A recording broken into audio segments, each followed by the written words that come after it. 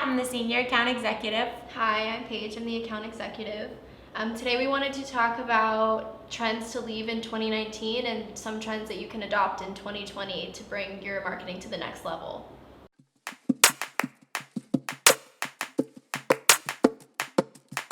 One of the first trends we wanted to talk about was in-your-face advertising. Now, this is something that over the years we've seen dwindled. However, it really needs to be left behind this year, especially with the millennial generation.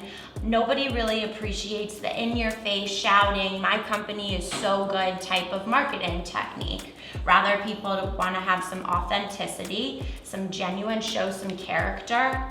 They want to be able to have information and value with everything that you share. So one of our suggestions would be, try and relate to your audience a little bit more versus trying to talk at them, talk with them. You can still be an authority when you're relaying this information. However, there are certain ways to go about it. For instance, if you're gonna send an email blast out of people, which is a great way to, personalize the information towards them. Instead of sending out a mass generic email, personalize it. You can segment your list so that, if a customer shows interest in a certain product that's on your website, or say they haven't visited your website in a while, you can tailor your message to cater to that specific person so they can think, oh wow, they know I haven't been looking at their website, they're interested in me coming back.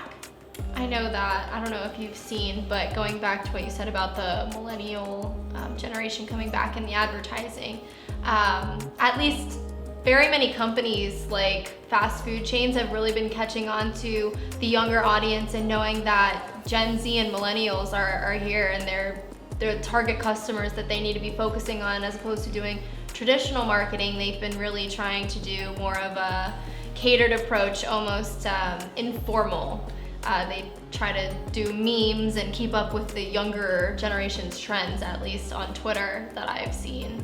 And one of the best examples, I know Paige and I have talked about it before, is the Popeyes chicken along with KFC and everybody else that jumped on top of the board. That was a really fun and informal yet clearly effective marketing strategy where they sort of played on the obvious competition between the chains, but also got the people involved. They made them vote, they made them tweet, they started a Twitter war. It was just a really great, in our opinion, take on this strategy. Yeah, because not only did it promote their product, but they did it almost completely organically. They had customers go out and buy their products so that they could vote on essentially which one they thought was better, which is a great marketing tactic. It doesn't cost anything to them. They just literally got their audience to do what they wanted and buy their product. I think another good example for something that we should leave behind in 2019 is this one-dimensional marketing approach.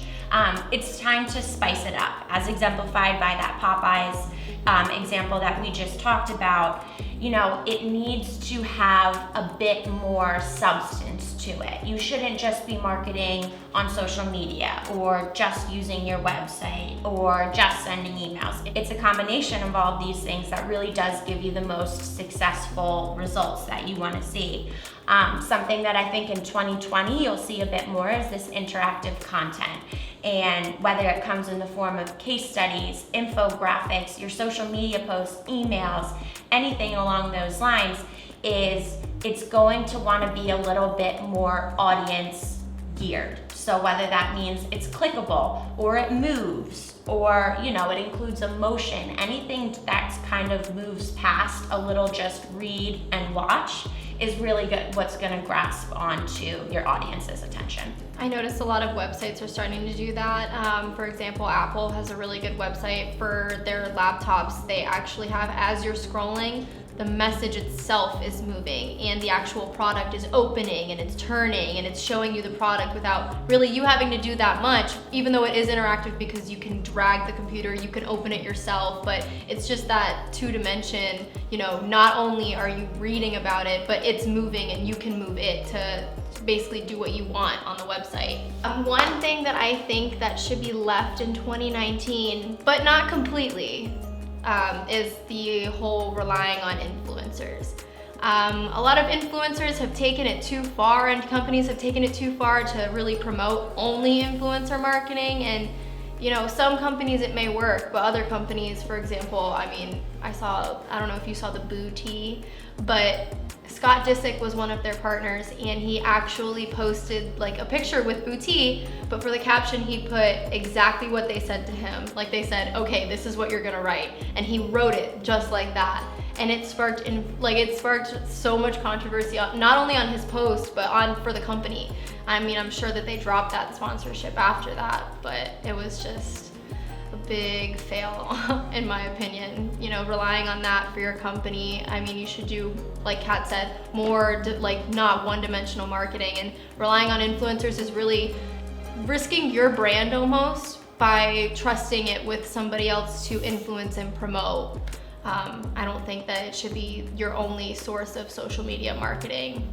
I think that when it comes to politics and bringing that into your business or your company, it needs to be delicate, but I do think that we're going to see more and more companies begin to take a stand with a certain side of an issue. For example, the Nike commercial. When that aired, first of all, Nike's marketing agency, I'm sure, did thousands of hours on research on it, and while you can't exactly expect the outcome of it, Nike did see that first their stocks plummeted, and then over time they were higher than they've ever been. And that's a good example of, take out your personal opinions aside. As a marketing agency, you really have to appreciate the beauty and the intelligence behind a move like that. There are a lot of people that would prefer that the company does take a stand because they want to know, like, okay, what face, what name, what brand is behind this, and do I agree with them or do I not agree with them? You really run that risk of, am I going to lose an audience or am I going to gain an audience? And I honestly think Nike did both. I know a lot of people that were like, I'm not gonna wear Nike anymore, like I can't stand behind this. And then other people that were like, okay, they took a stance. Like whether I agree with that stance or not, they took a stance. I'll still buy their product because they took a stance. They're not like sitting back almost and letting other companies take the fall and basically run a war. Yeah. One thing I think that's coming up in 2020, it's come up in 2019, and I think it's gonna go stronger than ever, memes. Especially with the younger generations, we like to laugh. If a company can show that they have a little bit of sense of humor, I know I'm gonna stand behind it. I love stuff like that. Even if I don't like the product, I will still look at the company and say like, they did a really cool meme, and I'll share it. And even not buying their product, I'm still sharing their product and getting brand awareness out there without even having to buy their product. Yeah, and again, that sort of is taking that relatability to that company knows what's going on. They know the popular meme that's out there. They'll put their own twist on it. And therefore, similar in the Popeyes, that organic marketing that you have your customers do for you, they're gonna share it, they're gonna talk about it with your friends, and then it just becomes word of mouth and we'll take off from there. Yeah. Thanks for listening to us, and if you have any more questions or would like to hear any of the ideas on trends in 2019 or what we're expecting in 2020, or just have questions about marketing, reach out to us. Go to our website, keenability.com, give us a call. You can chat us. We will fight to answer your chat. You can call us. Most likely I will answer the phone or Valeria will answer the phone, but we will talk to you. We will hear from you and you will hear from us.